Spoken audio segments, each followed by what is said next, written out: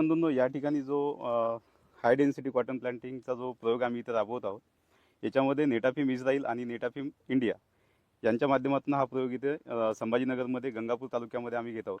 गाव जे आहे ते आंबेवाडी आहे आणि आमचे प्रगतशील शेतकरी आहेत सुनील भाऊ पानखडे. या ठिकाणी आपण जे शेतकरी त्यांच्या पद्धतीनं पारंपरिक पद्धतीनं कापाशीची लागवड करतात त्या पद्धतीने सुद्धा काही प्लॉट लावलेला आहे. शेतकऱ्याची स्पेसिंग जे आहे 4x18 इंचावरतीची लागवड केलेली आहे. त्यानंतर आम्ही जे याच्यामध्ये HDPS मध्ये जे आलो त्याच्यामध्ये आमचा एक प्लॉट जो आहे T4 मध्ये तो साधारणतः 3 फुटावर आहे आणि 2 झाडामधलं अंतर जे आहे ते अर्धा फूट आहे.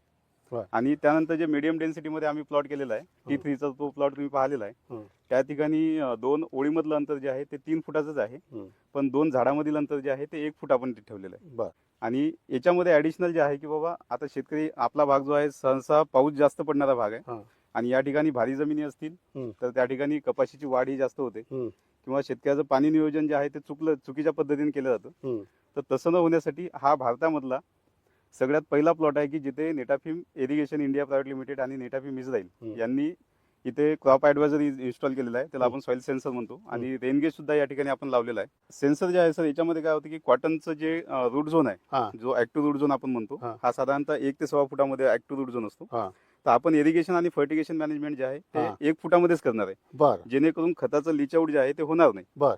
आता पाणी जर पाहिलं तर पाणी भरपूर प्रमाणामध्ये शेतकऱ्याकडे अवेलेबल असतं, कारण ते जे लागवड कपाशीची बागायती करतात त्यांच्याकडे पाणी आहे, पण पाण्याचं त्यांना असं व्यतिरिक्त मूल्य द्यावं लागत नाही. पण आज जर खतांची किंमत आपण पाहिल्या तर खतं हे शेतकऱ्यांना उधार ठेवून कधी कधी आणावं लागतात. तर हे पाणी जास्त दिल्यामुळे ते लीच आउट होतात. तसं न होण्यासाठी इथे आपण नेटाफिमची जी ड्रीप लाईन वापरली ही LSLD कन्सेप्ट आहे सर, म्हणजे लो स्पेसिंग लो डिस्चार्ज. तर लो स्पेसिंग लो डिस्चार्ज जे आहे याच्यामध्ये काय असतं की ड्रीप लाईन मध्ये 2 ड्रिपर मधील अंतर आपण 1 फुटापर्यंत ठेवलेलं आहे आणि त्याच्यामधून पडणारं पाणी हे साधारणतः तासाला 1 लिटर पाणी पडेल असा ड्रिपर आपण इथे निवडला. आपण ज्यावेळेस पाईपलाईन टाकली, कनेक्शन काढले, 3 फुटावर कनेक्शन काढून आपण हा प्लॉट चालू केला. ज्यावेळेस वेटिंग पॅटर्न तयार झालं तर 1 फुटावरची लागवड जिथे जिथे आहे तर त्या वेटिंग पॅटर्न मध्ये आपण सरकीचं बियाणं लागवड केलं, म्हणजे अशी ऍडिशनल मार्किंग ड्रिपरच्या वेटिंग पॅटर्न जिथे भिजली ड्रिपर पाणी तिथे लावलं, तिथेच लागवड केलं, म्हणजे आपलं एकसारखी प्लांटचं डिस्टन्स पण मेंटेन झालं.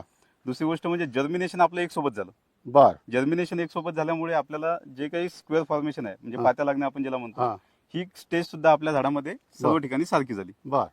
आणि दुसरी गोष्ट म्हणजे ज्या वाढीच्या अवस्थेनुसार आपल्याला जे खतं द्यायची होते, म्हणजे स्फुरदयुक्त खतांचं मॅनेजमेंट आपल्याला करायचं होतं.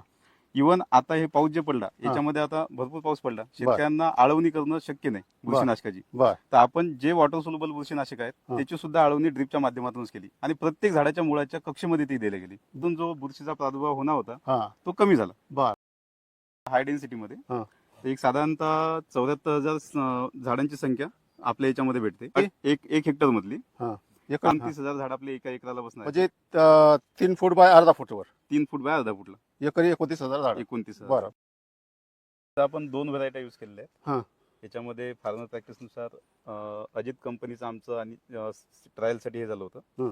तर अजितची 155 आपण इथे घेतलेली आहे, जी शेतकरी त्यांच्या प्रॅक्टिस नुसार लावतात. आणि दुसरी व्हरायटी जी आहे ती ACH 6 नंबरची व्हरायटी आहे, म्हणजे अजित हायब्रिड कॉटन 6 नंबरचं बीटीच आहे. त्याच्यामध्ये 2 फ्लशिंग येतात, म्हणजे रेग्युलर जसं आपला बाकी याच्यामध्ये 3-4 फ्लशिंग राहतात तसं नाही, त्याला 2 फ्लशिंग मध्ये हा कॉटन संपून जाईल. म्हणजे समोरचं एखादं पीक जर शेतकऱ्याला घ्यायचं काम पडलं तर नक्कीच त्याला दुसरंही पीक घेता येईल. 3 कंपोनंट महत्वाचे आहेत HDPS मध्ये.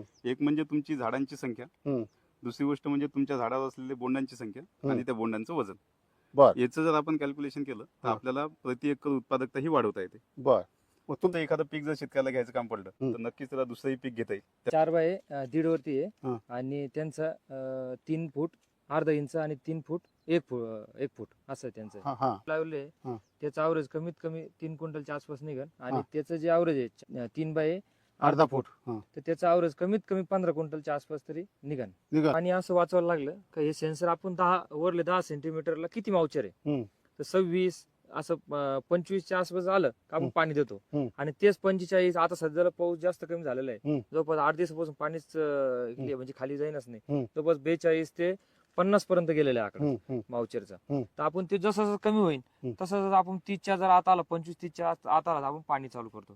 तर याच्यात काय होतं सर, एखाद्या वेळेस मध्ये 15 दिवस निघून जाते, 20 दिवस निघून जाते, एखाद्या वेळेस 4 दिवस निघून जाते, एवढं पाणी वाचतं. आपण काय करतो, मनानच आपलं कधी बटन दाबतो अंदाजे आणि 2 घंटे 4 घंटे 5 घंटे पाणी देऊन टाकतो. मग मी काय केलं, पूर्ण नेटाफिम कंपनीचं 1 फुटावरती 1 लिटरचं पूर्ण ड्रिपर सांगितलं त्यांना असं. तर याला आपण 1 फुटावरती 1 लिटरचं ड्रिपर टाकल्यामुळे आपल्याला लय पाणी कमी लागले. बचत म्हणल्यापेक्षा 70 ते 80% पाणी वाचलं आपल्याला. 70%, 20%, 30% पाणी देऊ आपण हिवाळे भरण्यापर्यंत. आणि उन्हाळ्याचे जवळपास आता मागल्या वर्षी बसवलेले आहे ना आपण, जानेवारी मध्ये बसवलेले आहे, तर त्या टप्प्यामध्ये आपल्याला जवळपास 50% पाणी द्यावं लागलं पिकांना. तसं समजा 100% पाणी देत होतो आपण, 8-8 घंटे 7-7 घंटे 9-9 घंटे पाणी देत होतो आपण. तर ह्याची काही एवढे आवश्यकता नाही.